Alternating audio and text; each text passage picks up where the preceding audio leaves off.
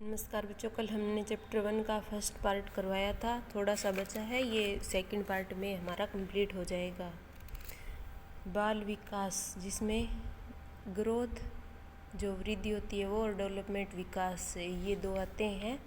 वृद्धि और विकास हमारे बाल विकास में होते हैं, तो इनमें अंतर क्या क्या है ये देखिए।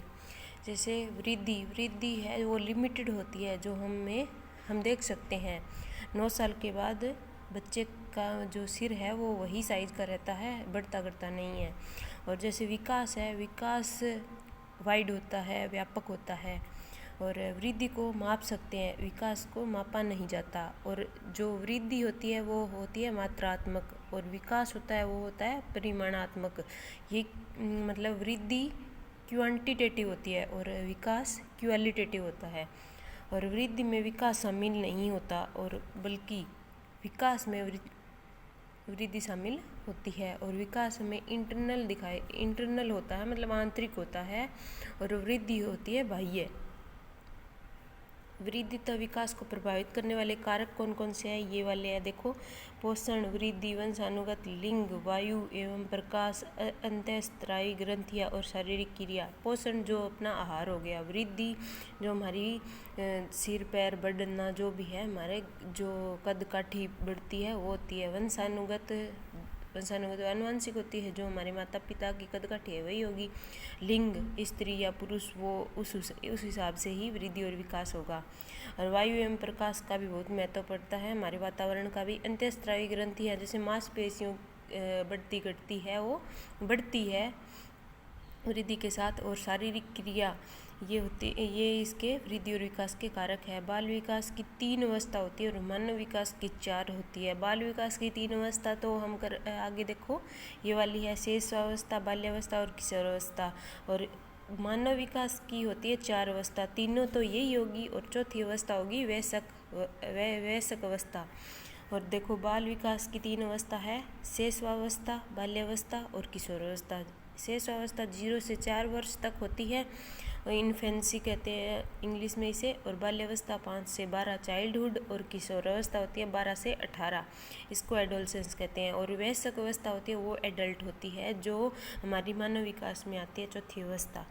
और शेष अवस्था में क्या होता है, शारीरिक विकास सबसे ज़्यादा होता है। बच्चे का शारीरिक विकास स्टार्टिंग में जो होता है वो सबसे ज़्यादा होता है। जीवन की आधारशिला या जीवन की नींव भी कहते हैं, क्योंकि इस समय जो खान पान जो भी हमारे होता है, पोषण आहार, उसका हमारे शरीर में बहुत प्रभाव पड़ता है। बाल्यावस्था जीवन के निर्माण की अवस्था है, क्योंकि इस समय बच्चे में जो हम सिखाएंगे वही सीखेगा। किशोरावस्था में ये संवेगात्मक क्रांति की अवस्था है, तनाव और तूफान की अवस्था है। इसमें बच्चा अपने को ही महत्व देता है, अपने आप को ही। और इसका सेकंड जो है वो है शैशवावस्था की, अनुकरण करके सीखता है। ये अनुकरण मतलब जो हम करते हैं उन्हें देख देख के नकल करता है।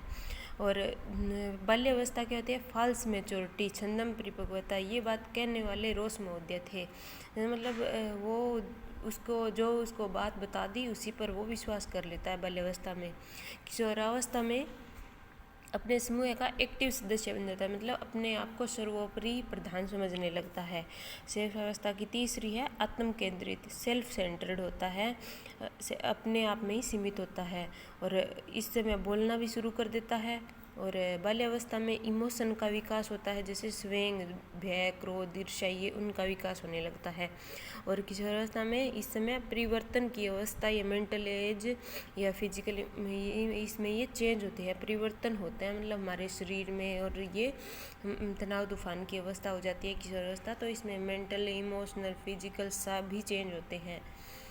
इमोशन इसमें भी आ जाते हैं शैशवावस्था में, पर वो इतना हमें हमारे ऊपर हावी नहीं होते। बाल्यावस्था में स्कूल गोइंग एज भी कहते हैं इसको।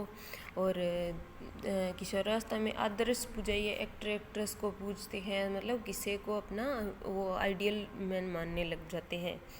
ह्यूमन हार्ट बीट 1 मिनट में 120 बार वो हमारा हार्ट बीट करता है, ये होता है शैशवावस्था में। और बाल्यावस्था में जिज्ञासा की अवस्था हो जाती है। मानसिक विकास भी इस अवस्था में होता है, मानसिक विकास इसी अवस्था में होता है। और इस समय हमें क्यूरियोसिटी बढ़ जाती है, जिज्ञासा की अवस्था भी कहते हैं इसको।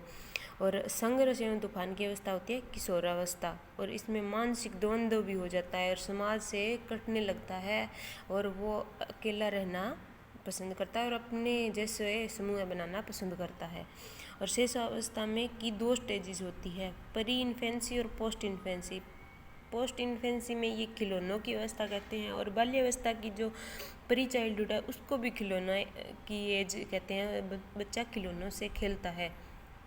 पोस्ट चाइल्डहुड सेकंड जो बाल्यावस्था का पार्ट है, इसमें गैंग एज टोली समूह बनाता है, मतलब अपने अपने समूह के बच्चों के साथ खेलता है, जैसे लड़का लड़के के साथ ऐसे खेलना पसंद करता है। और जीवन की गोल्डन एज होती है बाल्यावस्था, और बच्चे का समाजीकरण शुरू इसी अवस्था में होता है। थैंक यू बच्चों, आज हमारा ये चैप्टर 1 कंप्लीट हुआ। कल हम चैप्टर 2 करवाएंगे। Thank you.